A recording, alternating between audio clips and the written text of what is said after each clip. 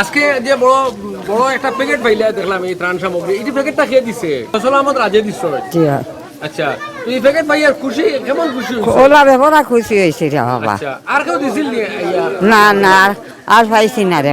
তো আজকে যাই দিছুন ফসল আহমদ রাজে, তার লাগে দোয়া করতাম। ও দোয়া করতাম, আল্লাহ দোয়া করাইল, এটা নিজের মুখেও দোয়া করতাম। সুপ্রিয় দর্শকবৃন্দ, অনলাইন চ্যানেল জিসান টিভির পক্ষ থেকে আমি আলেমউদ্দিন আপনাদের সবাইকে জানাচ্ছি শুভেচ্ছা। তো আপনারা জানেন গত 3 দিন থেকে কানাইঘাটে ভয়াবহ বন্যা পরিস্থিতি রয়েছে। কানাইঘাটের নিম্নাঞ্চল সহ গ্রামাঞ্চল এখনও বন্যার পানিতে প্লাবিত। আর এই বন্যার দুঃসময়ে বন্যার্থদের মধ্যে ত্রাণ সামগ্রী নিয়ে এসেছেন ফয়সাল আহমদ রাজ।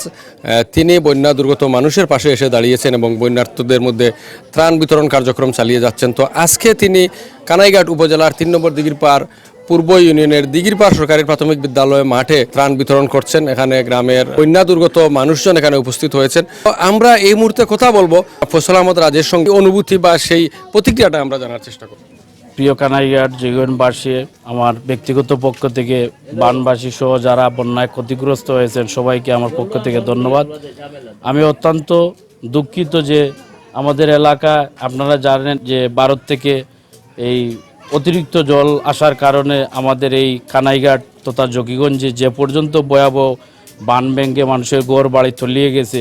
অনেক অসহায় মানুষ, অনেক মানুষ এই এলাকার অনেক লোকজন বিভিন্ন মানুষকে আশ্রয়কেন্দ্র নিয়েছেন, এটা আমরা দেখেছি। কিন্তু আমি ঢাকাতে থাকার কারণে আমি ততক্ষণিক আমি কোনো ভূমিকা নিতে পারি না, আস্তে আস্তে আমার দেরি হয়ে গেছিল। তো আমি আসার পরে দেখতে পারলাম অনেক মানুষের ঘর বাড়িতে আমি গেছি, তাদের দুঃখের কথাগুলো শুনেছি। মানুষ অত্যন্ত অসহায় পড়েছে। মানে এইভাবে বন্যা আমার মনে হয় আমার এই বয়স পর্যন্ত আমি জীবনে দেখি না এরকম বন্যা, যে এত পরিমাণ বৃষ্টি এবং এত পরিমাণ পানি আসছে, যার কারণে মানুষের ঘর বাড়ি তলিয়ে গেছে, মানুষ অসহায় পড়েছে। আপনারা জানেন যে আমাদের এলাকায় বিভিন্ন আশ্রয়কেন্দ্র রয়েছে, এখানে শত শত মানুষ এখনও আশ্রয়কেন্দ্র রয়েছে, কিন্তু আমরা চেষ্টা করতেছি তাদের খাবার বিতরণ করার জন্য এবং অনেক মানুষ ইতিমধ্যে খাবারও দিয়েছেন। আমরা আমাদের যার যতটুক সামর্থ্য আছে আমরা ততটুক নিয়ে মানুষের কাছে হাজির হয়েছি। আপনারা ইতিমধ্যে দেখেছেন যে আমার ওয়ার্ডে বিভিন্ন অসহায় মানুষ ইতিমধ্যে অনেকেও ত্রাণ দিয়েছেন, কিন্তু আমিও তাদের পাশে দাঁড়ানোর চেষ্টা করেছি।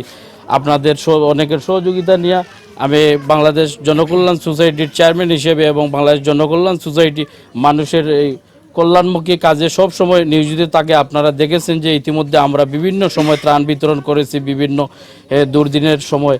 তো ইতিমধ্যে আপনারা দেখছেন আমার ডান পাশে রয়েছেন সড়কের বাজার ব্যবসায়ী সমিতির সদস্য এবং এলাকার বিশিষ্ট মুরব্বী সমাজকর্মী ফজলুর রহমান ভাই, এবং উপস্থিত রয়েছেন বিশিষ্ট সমাজকর্মী এবং অত্র ওয়ার্ডের বিভিন্ন দুর্দিনে যিনি অংশগ্রহণ করেন, বিভিন্ন মানুষের পাশে দাঁড়ান, সুজামউদ্দিন সহ আরও এই ওয়ার্ডের মুরব্বী সহ অনেক যুবকরা এখানে উপস্থিত হয়েছেন।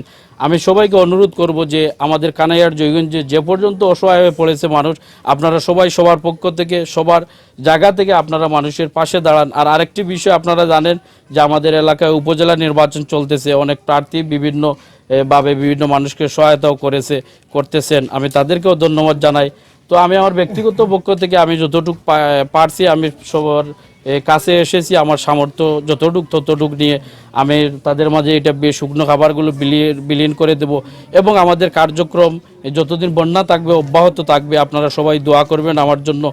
আমি সবাইকে এই যারা তলিয়ে গেছে পানিতে আমি সবার মঙ্গল কামনা করছি এবং সবার সুস্বাস্থ্য কামনা করতেছি।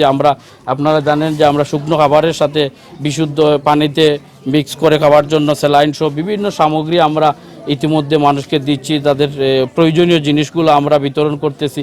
আপনারা আমাদের জন্য দোয়া করবেন আর প্রত্যেক জায়গা থেকে মানুষের পাশে দাঁড়ানোর জন্য আমি আহ্বান জানাচ্ছি।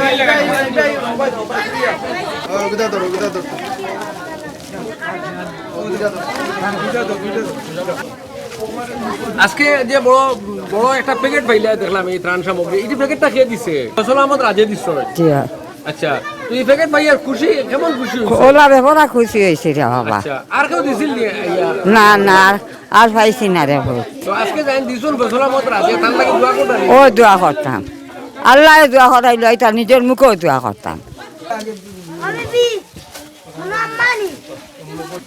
তো সুজাম ভাই দীর্ঘ সময় থেকে আপনারা যে ত্রাণ বিতরণ করলো তো এই বিতরণটা কেমন লাগলো আপনার কাছে যদি একটু অনুভূতিটা তুলে ধরেন আলহামদুলিল্লাহ অসহায় যে মানুষের পাশে আমরা জনকল্যাণ সোসাইটির চেয়ারম্যান জনাব ফয়সাল আহমদ আশরাফ যে ইয়া আমাদের এলাকার যারা ক্ষতিগ্রস্ত হয়েছে তারা যে পাশে দাঁড়িয়েছেন আমরা এলাকার পক্ষ থেকে জনকল্যাণ সোসাইটির চেয়ারম্যান জনাব ফয়সাল আহমদ আশরাফকে অসংখ্য অসংখ্য মুবারকবাদ।